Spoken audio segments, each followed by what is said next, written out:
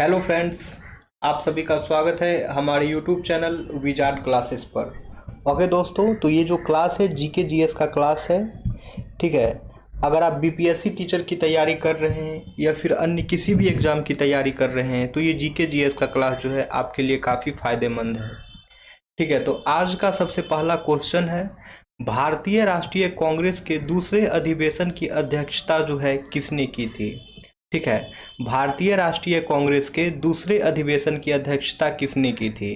तो दोस्तों इसका आंसर जो है वो हो जाएगा सुरेंद्र नाथ बनर्जी। यानी कि सुरेंद्र नाथ बनर्जी ने भारतीय राष्ट्रीय कांग्रेस के दूसरे अधिवेशन की अध्यक्षता की थी। ठीक है दोस्तों, सुरेंद्र नाथ बनर्जी ने भारतीय राष्ट्रीय कांग्रेस के दूसरे अधिवेशन की अध्यक्षता की थी। नेक्स्ट क्वेश्चन पे आते हैं फ्रेंड्स। नेक्स्ट क्वेश्चन है, महात्मा गांधी की अध्यक्षता में कांग्रेस का एकमात्र वार्षिक अधिवेशन कौन सा हुआ था। महात्मा गांधी की अध्यक्षता में जो है कांग्रेस का एकमात्र वार्षिक अधिवेशन कौन सा हुआ था। ऑप्शन ए है काकीनाडा 1923, ऑप्शन बी है बेलगाम 1924, ऑप्शन सी है कराची 1931, ऑप्शन डी है गुवाहाटी 1926। तो दोस्तों महात्मा गांधी की अध्यक्षता में जो है कांग्रेस की जो एकमात्र वार्षिक अधिवेशन हुई थी वो हुई थी बेलगाम 1924। ठीक है दोस्तों, महात्मा गांधी की अध्यक्षता में जो है कांग्रेस की जो एकमात्र अधिवेशन हुई थी वो हुई थी बेलगाम 1924। नेक्स्ट क्वेश्चन है, भारतीय राष्ट्रीय कांग्रेस की पहली भारतीय महिला अध्यक्ष कौन थी। ठीक है, क्वेश्चन है भारतीय राष्ट्रीय कांग्रेस की पहली भारतीय महिला अध्यक्ष कौन थी। ऑप्शन ए है विजय लक्ष्मी पंडित, ऑप्शन बी है सरोजनी नायडू, ऑप्शन सी है सुचेता कृपलानी, ऑप्शन डी है अरुणा आसफ अली। तो दोस्तों भारतीय राष्ट्रीय कांग्रेस की पहली भारतीय महिला अध्यक्ष जो थी वो थी सरोजनी नायडू। ठीक है दोस्तों, भारतीय राष्ट्रीय कांग्रेस की पहली भारतीय महिला अध्यक्ष जो थी वो थी सरोजिनी नायडू। अगर सीधे पूछ दे कि भारतीय राष्ट्रीय कांग्रेस की पहली महिला अध्यक्ष कौन थी तो पहली महिला अध्यक्ष जो है वो एनी बेसेंट थी। अगर पहली भारतीय महिला अध्यक्ष पूछ दे तो वो सरोजिनी नायडू हो जाएगा। ठीक है फ्रेंड्स, नेक्स्ट क्वेश्चन है हमारा, भारतीय राष्ट्रीय कांग्रेस का 27वां अधिवेशन किस स्थान पर हुआ था। ठीक है, ठीक है फ्रेंड्स, नेक्स्ट क्वेश्चन जो है हमारा वो है, भारतीय राष्ट्रीय कांग्रेस का 27वां अधिवेशन जो है किस स्थान पर हुआ था। ऑप्शन ए है रांची, ऑप्शन बी है बांकीपुर, ऑप्शन सी है पटना, ऑप्शन डी है भागलपुर। ठीक है दोस्तों, तो भारतीय राष्ट्रीय कांग्रेस का जो है 27वां अधिवेशन जो है वो हुआ था बांकीपुर में। ठीक है फ्रेंड्स, भारतीय राष्ट्रीय कांग्रेस का 27वां अधिवेशन जो है वो हुआ था बांकीपुर में। नेक्स्ट क्वेश्चन पे आते हैं। नेक्स्ट क्वेश्चन है, poverty and un British rule in India नामक पुस्तक किसने लिखी। ठीक है, नेक्स्ट क्वेश्चन यहाँ, poverty and un British rule in India नामक पुस्तक किसने लिखी। ऑप्शन ए है आरसी दत्त। ठीक है फ्रेंड्स, ऑप्शन बी है दादा भाई नारोजी, ऑप्शन सी है बिपिन चंद्र पाल, ऑप्शन डी है उपरोक्त में से एक से अधिक, ऑप्शन ई है उपरोक्त में से कोई नहीं। ठीक है दोस्तों, तो poverty and un British rule in India नामक पुस्तक की लेखक जो है वो हैं दादा भाई नौरोजी। ठीक है, यानी कि poverty and un British rule in India नामक पुस्तक जो है वो दादा भाई नारोजी के द्वारा जो है लिखा गया है। नेक्स्ट क्वेश्चन पे आते हैं दोस्तों। नेक्स्ट क्वेश्चन है, किसने कहा था कांग्रेस का आंदोलन न तो लोगों द्वारा प्रेरित था न ही ये उनके द्वारा सोचा ये या योजनाबद्ध किया गया था। ठीक है दोस्तों, किसने कहा था कांग्रेस का आंदोलन न तो लोगों द्वारा प्रेरित था न ही यह उनके द्वारा सोचा यह योजनाबद्ध किया गया था। ऑप्शन ए है लॉर्ड डफरिन, ऑप्शन बी है sir Syed Ahmad Khan, option C है लॉर्ड कर्जन, ऑप्शन डी है लाला लाजपत राय। तो दोस्तों ये जो है कहा गया था सर सैयद अहमद खान के द्वारा। ठीक है दोस्तों, ये जो है कहा गया था सर सैयद अहमद खान के द्वारा। क्या कहा गया था कांग्रेस का आंदोलन जो है ना तो लोगों द्वारा प्रेरित था, न ही यह उनके द्वारा सोचा या योजनाबद्ध था। कांग्रेस का आंदोलन जो है ना तो लोगों द्वारा प्रेरित था, न ही यह उनके द्वारा सोचा या योजनाबद्ध था। ये कहा गया था किसके द्वारा? तो सर सैयद अहमद खान के द्वारा।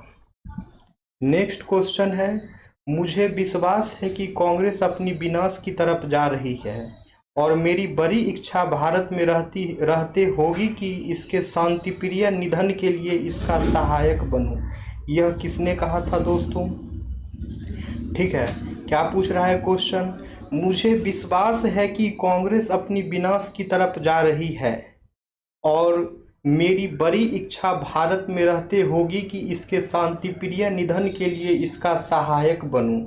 यह किसने कहा? ऑप्शन ए है लॉर्ड लीटन, ऑप्शन बी है लॉर्ड डफरिन, ऑप्शन सी है लॉर्ड कर्जन, ऑप्शन डी है लॉर्ड मिंटो। तो दोस्तों ये जो है कहा गया था लॉर्ड कर्जन के द्वारा। ये जो है कहा गया था लॉर्ड कर्जन के द्वारा।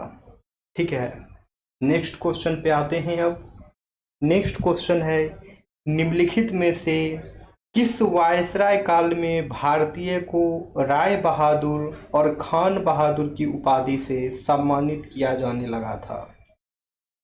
निम्नलिखित में से किस वायसराय काल में जो है भारतीय को राय बहादुर और खान बहादुर की उपाधि से सम्मानित किया जाने लगा? ऑप्शन ए है लॉर्ड रिपन, ऑप्शन बी है लॉर्ड लीटन, ऑप्शन सी है लॉर्ड मेयो, ऑप्शन डी है लॉर्ड डफरिन। तो दोस्तों इसका आंसर जो है वो हो जाएगा लॉर्ड लीटन। इसका आंसर जो है वो हो जाएगा दोस्तों लॉर्ड लीटन। यानी कि लॉर्ड लीटन के काल में जो है भारतीय को राय बहादुर और खान बहादुर की उपाधि से सम्मानित किया जाने लगा। ठीक है दोस्तों, लीटन के शासनकाल में जो है भारतीय को राय बहादुर और खान बहादुर की उपाधि से सम्मानित किया जाने लगा। अब आते हैं नेक्स्ट क्वेश्चन पे।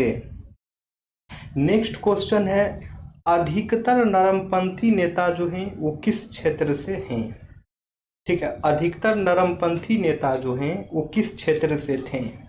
ऑप्शन है ग्रामीण क्षेत्र से, ऑप्शन बी है शहरी क्षेत्र से, ऑप्शन सी है दोनों ग्रामीण व शहरी क्षेत्रों से, ऑप्शन डी है पंजाब से। तो दोस्तों अधिकतर जो नरमपंथी नेता थे ना वो थे शहरी क्षेत्र से।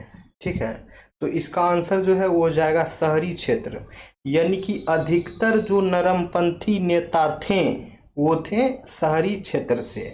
याद रखना है, इस बात को भूलना नहीं है दोस्तों। नेक्स्ट क्वेश्चन है, भारत सेवक समाज की स्थापना किसने की थी?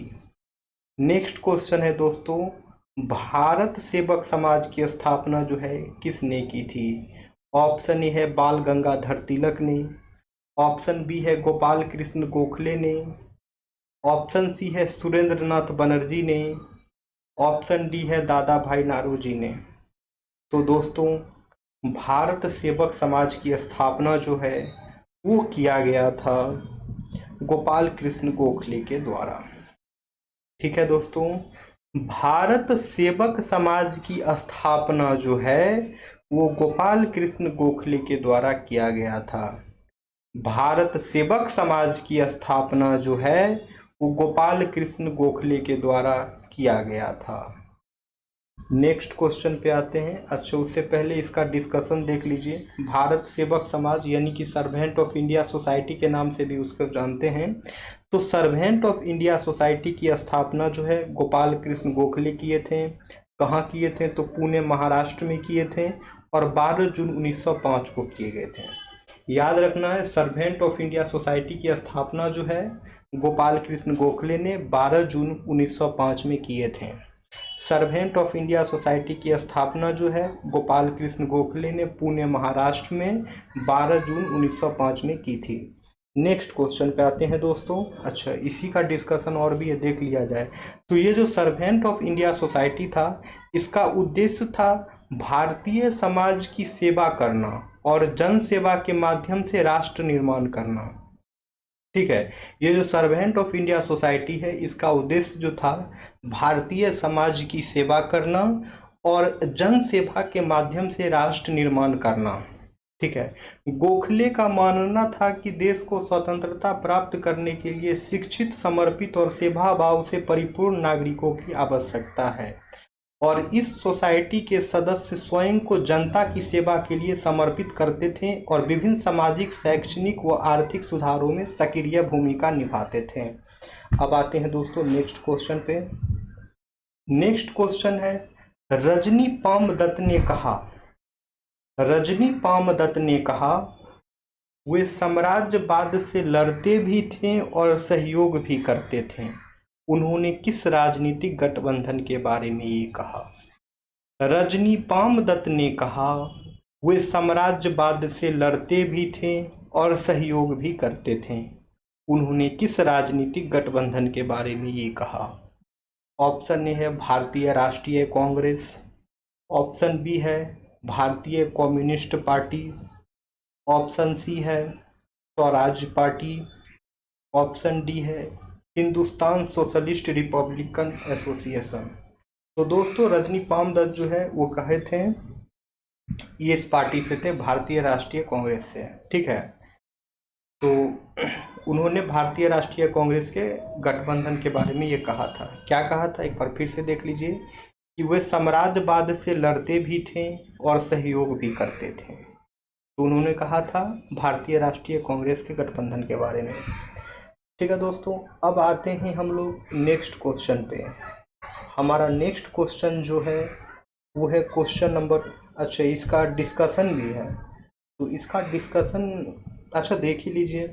रजनी पामदत्त ने यह कथन भारतीय राष्ट्रीय कांग्रेस यानी कि इंडियन नेशनल कांग्रेस के बारे में कहा था। उनके विचार में कांग्रेस ने साम्राज्यवाद से लड़ाई भी की, लेकिन कुछ मौक़ों पर जो है साम्राज्यवादी ताकतों के साथ सहयोग भी किया। इस संदर्भ में उन्होंने कांग्रेस की उस रणनीति और कार्यशैली की आलोचना की जो कभी कभी विरोध और सहयोग के बीच झूलती नजर आती थी। नेक्स्ट क्वेश्चन है दोस्तों, भारतीय राष्ट्रीय आंदोलन गर्मपंथियों के प्रभावाधीन कब आया? ठीक है। नेक्स्ट क्वेश्चन है दोस्तों, भारतीय राष्ट्रीय आंदोलन जो है गर्मपंथियों के प्रभावाधीन कब आया? ऑप्शन ए है 1906 के बाद, ऑप्शन बी है 1909 के बाद, ऑप्शन सी है 1914 के बाद, ऑप्शन डी है 1919 के बाद। तो भारतीय राष्ट्रीय आंदोलन जो है गर्मपंथियों के प्रभावाधीन आया, वो आया 1906 के बाद। ठीक है दोस्तों, भारतीय राष्ट्रीय आंदोलन जो है गर्मपंथियों के प्रभावाधीन आया, वो आया 1906 के बाद। ठीक है, तो इसका डिस्कशन देख लीजिए। भारतीय राष्ट्रीय आंदोलन गर्मपंथियों के प्रभावाधीन 1906 के बाद आया। 1906 के कांग्रेस अधिवेशन में, जो कि कोलकाता में हुआ था, बाल गंगाधर तिलक, बिपिन चंद्र पाल और लाला लाजपत राय जैसे गर्मपंथी नेताओं का प्रभाव बढ़ने लगा था। इन नेताओं ने स्वराज स्वशासन की मांग की और उन्होंने नरमपंथी नेताओं के धीमे सुधारवादी दृष्टिकोण की आलोचना की। इस अधिवेशन के बाद भारतीय राष्ट्रीय आंदोलन में गर्मपंथियों की सक्रिय भूमिका और प्रभाव बढ़ता गया। नेक्स्ट क्वेश्चन है दोस्तों, निम्नलिखित में से कौन सा नेता कांग्रेस के गर्म दल से संबंधित था? निम्नलिखित में से कौन से नेता जो है कांग्रेस के गर्म दल से संबंधित था? ऑप्शन ए है एस.एन. बनर्जी, ऑप्शन बी है दादा भाई नारोजी, ऑप्शन सी है अरविंद घोष, ऑप्शन डी है जी के गोखले यानी कि गोपाल कृष्ण गोखले। तो कांग्रेस के वो नेता जो गर्म दल से संबंधित थे वो थे दोस्तों अरविंद घोष। ठीक है, कांग्रेस के वो नेता जो गर्म दल से संबंधित थे वो थे अरविंद घोष। नेक्स्ट क्वेश्चन है हमारा, नेशनल काउंसिल ऑफ एजुकेशन की स्थापना कब हुई थी? नेक्स्ट क्वेश्चन है दोस्तों, नेशनल काउंसिल ऑफ एजुकेशन की स्थापना जो है कब हुई थी? ठीक है दोस्तों, तो नेशनल काउंसिल ऑफ एजुकेशन की स्थापना जो है वो हुई थी 15 अगस्त 1906 को।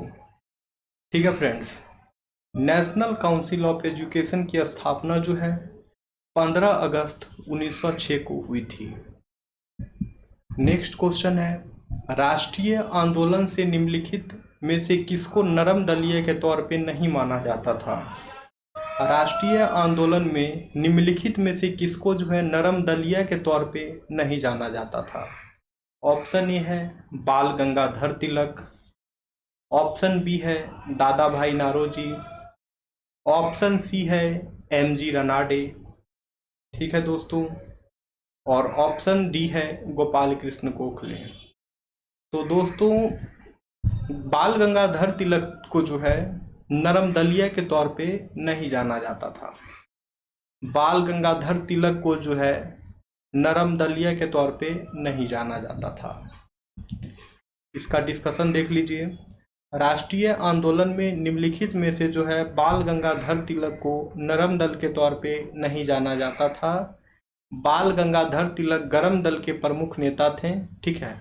बाल गंगाधर तिलक जो है गरम दल के प्रमुख नेता थे और वे तत्काल स्वराज की मांग करते थे। उनकी नीति अधिक उग्र और प्रत्यक्ष कार्रवाई पर आधारित थी, जिसके कारण वे नरमपंथी नेताओं से अलग माने जाते थे। नेक्स्ट क्वेश्चन है, कांग्रेस के नरम दल के नेताओं की आंदोलन की पद्धति क्या थी? कांग्रेस के नरम दल के नेताओं की आंदोलन की पद्धति क्या थी? ऑप्शन है असहयोग, ऑप्शन बी है राजवामबद्ध आंदोलन, ऑप्शन सी है अनुकूल परिघटन, ऑप्शन डी है अविधेयक। तो कांग्रेस के जो नरम दल के नेताओं थे उनकी आंदोलन की पद्धति जो थी वो थी राजवामबद्ध आंदोलन। राजवामबद्ध आंदोलन कांग्रेस के नरम दल के नेताओं की जो है यही पद्धति थी। नेक्स्ट क्वेश्चन है, अच्छा इसका डिस्कशन देख लीजिए। कांग्रेस के नरम दल यानी कि नरम दल को जो है मॉडरेट कहा जाता था और गरम दल को जो है एक्सट्रीमिस्ट कहा जाता था। तो कांग्रेस के जो नरम दल थे मॉडरेट थे, उन नेताओं की आंदोलन की पद्धति थी कॉन्स्टिट्यूशनल एजिटेशन यानी कि राजवामबद्ध आंदोलन, कॉन्स्टिट्यूशनल एजिटेशन, ठीक है। तो नरम दल के नेता जो हैं ब्रिटिश सरकार के भीतर सुधार लाने के लिए संवैधानिक और कानूनी तरीकों का उपयोग करते थे, ठीक है दोस्तों। नरम दल के जो भी नेता थे वो ब्रिटिश सरकार के भीतर सुधार लाने के लिए संवैधानिक और कानूनी तरीकों का उपयोग करते थे। वे याचिकाएं, बहस और संवैधानिक सुधारों के माध्यम से अपने लक्ष्यों को प्राप्त करने का प्रयास करते थे, ठीक है दोस्तों। अब है शेर पंजाब के नाम से इनमें से कौन मशहूर थे? शेर पंजाब के नाम से जो है इनमें से कौन मशहूर थे? ऑप्शन ए है भगत सिंह, ऑप्शन बी है लाला लाजपत राय, ऑप्शन सी है उधम सिंह, ऑप्शन डी है राजगुरु। तो दोस्तों शेर पंजाब के नाम से जो मशहूर थे वो थे लाला लाजपत राय। शेर पंजाब के नाम से जो मशहूर थे वो थे लाला लाजपत राय, ठीक है। इसका डिस्कशन देख लिया जाए। शेर पंजाब के नाम से लाला लाजपत राय मशहूर थे। लाला लाजपत राय भारतीय स्वतंत्रता संग्राम के एक प्रमुख नेता थे और उन्होंने ब्रिटिश साम्राज्य के खिलाफ संघर्ष में महत्वपूर्ण भूमिका निभाई थी। उनके साहस और नेतृत्व के कारण उन्हें पंजाब का शेर या शेर पंजाब कहा जाता था, ठीक है। लाला लाजपत राय के साहस और नेतृत्व के कारण जो है उन्हें पंजाब का शेर या शेर पंजाब कहा जाता था। नेक्स्ट क्वेश्चन है, अभिनव भारत से जो है कौन संबंधित थे? अभिनव भारत से जो है कौन संबंधित थे? ऑप्शन ए है वीडी सावरकर, ऑप्शन बी है सीआर दास, ऑप्शन सी है बीजी तिलक, ऑप्शन डी है एससी बोस। तो अभिनव भारत से जो है वो संबंधित थे दोस्तों वो थे बीडी सावरकर। अभिनव भारत से जो संबंधित थे दोस्तों वो थे बीडी सावरकर। नेक्स्ट क्वेश्चन, अच्छा इसका डिस्कशन है। अभिनव भारत से जो है बीडी सावरकर संबंधित थे। अभिनव भारत सोसाइटी एक क्रांतिकारी संगठन था। अभिनव भारत सोसाइटी जो है एक क्रांतिकारी संगठन था जिसकी स्थापना 1904 में बीडी सावरकर और उनके भाई गणेश सावरकर ने की थी। तो याद रखना है दोस्तों, अभिनव भारत की स्थापना जो है 1904 में की गई थी। अभिनव भारत की स्थापना जो है 1904 में की गई थी और अभिनव भारत जो है एक क्रांतिकारी संगठन थी और इसके स्थापना जो है दो भाई वीडी सावरकर और गणेश सावरकर ने की थी। इसकी स्थापना जो है अभिनव भारत की स्थापना जो है वीडी सावरकर और उनके भाई गणेश सावरकर ने की थी। ठीक है दोस्तों, और इस संगठन का उद्देश्य जो है ब्रिटिश शासन से भारत को स्वतंत्र कराना था। और इस संगठन का उद्देश्य जो है ब्रिटिश शासन से भारत को स्वतंत्र कराना था। नेक्स्ट है, खुदीराम बोस ने किस वर्ष में मुजफ्फरपुर में किंग्स फोर्ट की हत्या करने की कोशिश की? खुदीराम बोस ने किस वर्ष में जो है मुजफ्फरपुर में किंग्स फोर्ट की हत्या करने की कोशिश की? ऑप्शन ए है 1904 ईस्वी, ऑप्शन बी है 1906 ईस्वी, ऑप्शन डी है 1908 ईस्वी, ऑप्शन डी है 1910 ईस्वी। तो दोस्तों खुदीराम बोस ने जो है मुजफ्फरपुर में किंग्स फोर्ट की हत्या करने की कोशिश जो है वो की थी 1908 ईस्वी में। ठीक है दोस्तों, खुदीराम बोस ने मुजफ्फरपुर में किंग्स फोर्ट की हत्या करने की कोशिश की थी 1908 ईस्वी में। इसका डिस्कशन देखिए। खुदीराम बोस ने 1908 ईस्वी में मुजफ्फरपुर में किंग्स फोर्ट की हत्या करने की कोशिश की थी। किंग्स फोर्ट जो मुजफ्फरपुर के जिला और सत्र न्यायाधीश थे, ब्रिटिश सरकार के एक कठोर अधिकारी थे। खुदीराम बोस और प्रफुल्ल चाकी ने उनके ऊपर बम से हमला किया, लेकिन दुर्भाग्य से किंग्स फोर्ट बच गए और हमले में जो है अन्य लोग मारे गए थे। नेक्स्ट है, निम्नलिखित में से कौन सा जो है एक राष्ट्रवादी समाचार पत्र नहीं था? निम्नलिखित में से जो है कौन सा जो है एक राष्ट्रवादी समाचार पत्र नहीं था? ऑप्शन ए है द हिंदू, ऑप्शन बी है बंगाली, ऑप्शन सी है दी महारत्ता, ऑप्शन डी है द टाइम्स ऑफ इंडिया। यानी कि दोस्तों इनमें से जो है टाइम्स ऑफ इंडिया जो है वो जो है एक राष्ट्रवादी समाचार पत्र नहीं था। ठीक है दोस्तों, टाइम्स ऑफ इंडिया जो है वो जो है एक राष्ट्रवादी समाचार पत्र नहीं था। ठीक है दोस्तों, टाइम्स ऑफ इंडिया जो है राष्ट्रवादी समाचार पत्र नहीं था। ओके फ्रेंड्स, तो इसका देखिए दोस्तों, निम्नलिखित में से जो है टाइम्स ऑफ इंडिया जो है एक राष्ट्रवादी समाचार पत्र नहीं था। ये जो है मुख्य धारा का अंग्रेजी भाषा का समाचार पत्र है, जिसे ब्रिटिश उपनिवेशक काल में ब्रिटिश दृष्टिकोण और हितों को ध्यान में रखते हुए प्रकाशित किया गया था। ठीक है दोस्तों, अब है नेक्स्ट क्वेश्चन, क्रांतिकारी गतिविधियों के साथ कौन सी पत्रिका जुड़ी हुई नहीं थी? ठीक है दोस्तों, अब जो है क्वेश्चन है क्रांतिकारी गतिविधियों के साथ जो है कौन सी पत्रिका जुड़ी हुई नहीं थी? तो दोस्तों ऑप्शन ए है संध्या, ऑप्शन बी है युगांतर, ऑप्शन सी है गदर, ऑप्शन डी है यंग इंडिया। तो दोस्तों क्रांतिकारी गतिविधि के साथ जो पत्रिका नहीं जुड़ी हुई थी वो थी यंग इंडिया। ठीक है दोस्तों, क्रांतिकारी गतिविधियों के साथ जो है जो पत्रिका नहीं जुड़ी हुई थी वो पत्रिका है यंग इंडिया। ठीक है, तो इसका डिस्कशन देखिए। गदर सहित उपरोक्त सभी पत्रिकाएं क्रांतिकारी गतिविधियों के साथ जुड़ी हुई थी, लेकिन यंग इंडिया ऐसी पत्रिका थी जो ऐसे विचारों का प्रचार करती थी जो ब्रिटिश साम्राज्य के खिलाफ थे, लेकिन उसके प्रमुख स्तंभकार और संपादक महात्मा गांधी अहिंसा और सशक्तिकरण के माध्यम से स्वतंत्रता की मांग को लेकर अपनी स्थिति व्यक्त करते थे। इसलिए जो है दोस्तों यंग इंडिया क्रांतिकारी गतिविधियों से जुड़ी हुई नहीं थी। नेक्स्ट है, नीचे दिए गए विकल्पों में से राष्ट्रवादी समाचार पत्र द हिंदू, केसरी, बंगाली, हिंदुस्तानी सुधारक के संपादकों के नामों का सही संयोजन ज्ञात कीजिए। ठीक है दोस्तों, नीचे दिए गए विकल्पों में से जो है राष्ट्रवादी समाचार पत्र द हिंदू, केसरी, बंगाली, हिंदुस्तानी सुधारक के संपादकों के नामों का जो है सही संयोजन जो है वो ज्ञात करें। ठीक है दोस्तों, तो सही संयोजन जो है वो हो जाएगा दोस्तों ऑप्शन ए जी सुब्रमण्यम अय्यर, ठीक है, बाल गंगाधर तिलक, उसके बाद जो है सुरेंद्रनाथ बनर्जी, उसके बाद है गंगा प्रसाद वर्मा, फिर है गोपाल कृष्ण गोखले।